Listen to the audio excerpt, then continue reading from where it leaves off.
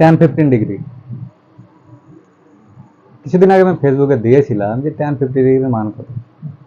অনেকে বিভিন্ন জন বিভিন্ন রকম অ্যান্সার দিয়েছিল। যাই হোক, tan 15 ডিগ্রির মানটা কত? আমি যদি বলতাম যে tan 45 ডিগ্রির মান কত, ফাড়াম করে বিভিন্ন স্টুডেন্ট বলে তো স্যার 1। যদি বলতাম যে tan 30 ডিগ্রির মান কত, ফাড়াম করে কি বলে দিত? হ্যাঁ স্যার 1/√3। যদি বলতাম যে tan 0 ডিগ্রির মান কত, যেমন করে বলে দিত যে মানটা হচ্ছে 0।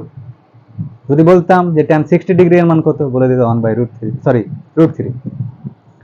যদি বলতাম যে tan 90 ডিগ্রির মান কত, তো বিভিন্ন ছাত্রছাত্রীরা চালাকি করে বলতো স্যার আপনি বলে দেখান। আর আমি কি বলতাম, আরে ওটা আমি কিভাবে করে বলতে পারি, গণিতজ্ঞরাও তো এখনো পর্যন্ত ওটার মান বলতে পারেনি, তো আমি আর কি বলবো। যাই হোক, কথা বাদ দাও, আমরা কি বের করবো বলতো tan 15 ডিগ্রির মান। এটাও তো কিরকম লাগছে না শুনতে? চলো দেখি আজকে শিখি যে tan 15 ডিগ্রির মান কিভাবে করে বের করে। ক্লাস 10 এর ছাত্রছাত্রীদের জন্য এটা বোঝা অনেক সময় ডিফিকাল্ট হয়ে যাবে আর কি, অ্যাকচুয়ালি ডিফিকাল্ট হয়ে যাবে। তারপরেও ডিফিকাল্ট তার অ্যাকচুয়ালি ডিফিকাল্ট না। চলো দেখি tan 15 ডিগ্রির মান কত, কিভাবে করে বের করা সম্ভব আমরা জানি। ওকে, tan 15 ডিগ্রি মানে হচ্ছে আমরা লিখতে পারি একে tan 15 ডিগ্রি জায়গাতে আমরা লিখি যে 45 ডিগ্রি মাইনাস 30 ডিগ্রি। তাহলে এটা হয়ে গেল tan a মাইনাস বি। আমরা বলতে পারি যে tan a মাইনাস বি, 45 ডিগ্রিটাকে a ভেবে নিলাম আর 30 ডিগ্রিটাকে b ভেবে নিলাম। যখন আমরা a আর b ধরবো, তখন কি হবে tan a minus b। Actually tan a minus b একটা থিওরি আছে, tan a minus b equal to হচ্ছে tan a minus tan b by হচ্ছে 1 plus tan a tan b। এটা একটা থিওরি আছে, এটা জানলে গেলে হয়ে যাবে। যাই হোক, এখানেও আছে tan a মাইনাস b। তাহলে এখানে আমরা কি লিখবো বলো তো, বলো tan a minus tan b by হচ্ছে 1 plus tan a tan b। এখন তোমরা বলো tan 30 ডিগ্রি মান জানো কিনা? জানি। tan 45 ডিগ্রি মান জানো কিনা? হ্যাঁ জানি। তাহলে বসিয়ে দাও না, কোনো ব্যাপার না। তাহলে এখানে হয়ে গেল tan 45 ডিগ্রির মান 1 মাইনাস tan 30 ডিগ্রির মান 1/√3। এটাতে তো কোনো সমস্যা নেই না। তাহলে চলো দেখি 1 প্লাস tan 45 ডিগ্রি মান কত বলো তো? tan 45 ডিগ্রি মান 1 ইন্টু এখানে কি আছে tan 30 ডিগ্রি ভ্যালু কত বলো? 1/√3। এখন আমরা যেটা দেখতে পাচ্ছি, অ্যাকচুয়ালি আরো একটু একে ভালো করে লিখে নিই। 1 মাইনাস 1/√3 বাই হচ্ছে 1 প্লাস 1/√3। এবারে এটা তো ভগ্নাংশের বিয়োগের মতো হয়ে আছে, এটা ভগ্নাংশের যোগের মতো হয়েছে। এটা কি করবো আমরা কি করি, সাইডে যদি কোনো সংখ্যা যদি প্লাস বা মাইনাস হয়ে থাকে তাহলে নিচেরটার সাথে গুণ করে উপরে উঠিয়ে দিই। খুব সহজ নিয়ম এটা।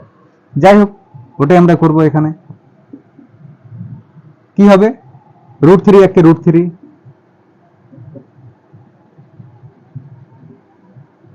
মাইনাস এখানে উপরে কি আছে 1 আছে, -1, নিচে আবার √3টা বসে গেল। এর ক্ষেত্রে √3 একে √3 প্লাস উপরে কি আছে 1 আছে আর নিচে আবার √3টা বসে গেল। এই যে এরও হরে √3 আছে আর এরও হরে √3 আছে, এই দুটোকে কেটে দাও। তাহলে উপরে কি থাকলো বলো তো, √3 - 1 আর নিচে কি থাকলো √3 + 1। উপরে হয়ে গেল √3 - 1 আর নিচে হয়ে গেল √3 + 1।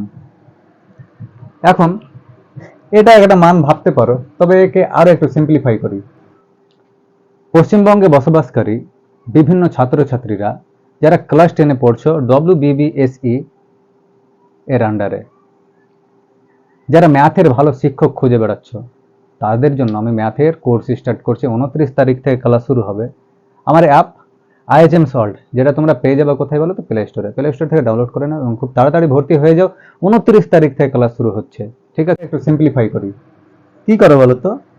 করণ ইনোভেশন করেছো? করণ ইনোভেশন এটার করে নাও। এর একটা করণ নির্দেশক উৎপাদক, উপরে নিচে গুণ করি আমরা। নিচে √3 -1 আর উপরে √3 -1 দিয়ে যদি গুণ করি তাহলে কি হবে বলো? নিচে হবে a plus B into a minus B, আর উপরে a minus B into a minus B, মানে a minus B whole square, অর্থাৎ √3 মাইনাস তার √3 -1 তার হোল স্কোয়ার, আর নিচে হবে √3 তার স্কোয়ার -1 তার স্কোয়ার, মানে a plus B into a minus B equal to কি হয়? a minus B whole square, আর উপরে হবে a minus sorry a square minus B square, আর উপরে কি হবে? a মাইনাস বি তার হোল স্কোয়ার। তাহলে হয়ে গেল কি বলো তো? √3 স্কোয়ার -2, মানে a minus B whole square সমান কি হয়? a minus B whole square মানে কি হয়? a square -2ab plus b square, মানে 2ab প্লাস হচ্ছে b এর স্কোয়ার, আর নিচে হচ্ছে √3 এর স্কোয়ার কি হবে? 3, আর -1 এর স্কোয়ার 1। তাহলে উপরে কি দাঁড়িয়ে গেল বলো তো? √3 এর স্কোয়ার 3, আর এখানে কি -2√3, 2 ইন্টু 1, 2 একে 2, আর √3 2√3, আর এখানে প্লাস 1 এর স্কোয়ার 1। নিচে কি হয়ে গেল? 3 -1 2। তাহলে উপরে কি হচ্ছে বলো তো? 3 + 1 কত? 4 -2√3। এই দুটো থেকে যদি 2 কমন নিই, ওই 2টা নিচের সঙ্গে কেটে যাবে না? তাহলে এখান থেকে যদি 2 কমন নিই, কি পড়ে থাকলো? 2, আর এখানে কি 2টা তো কমন নিয়ে নিয়েছি, শুধুমাত্র √3 পড়ে থাকলো, তাহলে -√3। তাহলে তোমার যদি বলা হয় যে tan 15 ডিগ্রি এর মান কত, সেটা হচ্ছে 2 - √3। ওকে, তাহলে এ হচ্ছে tan 15 ডিগ্রি এর ভ্যালু।